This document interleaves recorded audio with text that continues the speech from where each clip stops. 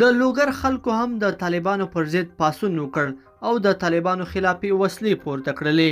لوګري ولسونو او ولایتي شورا غړو د افغان ملي امنیتي او دفاعي ځواکونو پر ننګه وسلی پورته کړې.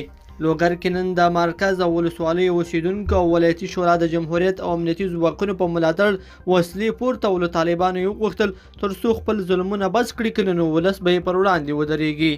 د لوګر والي عبدالقیوم رحیمي له ولایتي شورا او د ولسونو له دې مینې او ملاتړ نه مننه وکړه او په مهم وخت کې د خپلو امنیتي ځواکونو په ملاتړ د قانون په رڼا کې په خودجوشه توګه وسلې پورته او د خپل ولس خاورې، هیواد او ارزښتونو څخه دفاع کوي. همدارنګه د ولایتي شورا رئیس له طالبانو غواړي چې سولې ته غاړه کېږدي او افغان وژنه بس کړي او کنه لا هم خپلو شومو کړنو ته دوام ورکوي، د دوی له توند ولسي غبرګون سره به مخ شي. دغه راز د لوګر ولسونه چې د طالبانو د ظلمونو او نارواو په تنګ راغلي، وایي چې د دوی موخه له افغان امنیتي ځواکونو ملاتړ او د جمهوریت ننګه ده. دوی ډاډ ورکړ چې هېڅکله به پردیو ته اجازه ورنه کړي تر څو هیواد یې یو ځل بیا بدو ورځو ته وګرځېږي او طالبان او نور خپل لاسپوڅي خپلو موخو ته ورسېږي. لیدونکو په دې هیله چې دا مطلب به مو تر پایه لیدلی وي، که مو دغه ویډیو خوښه شوې ویډیو لایک کړئ او چینل سبسکرایب کړئ.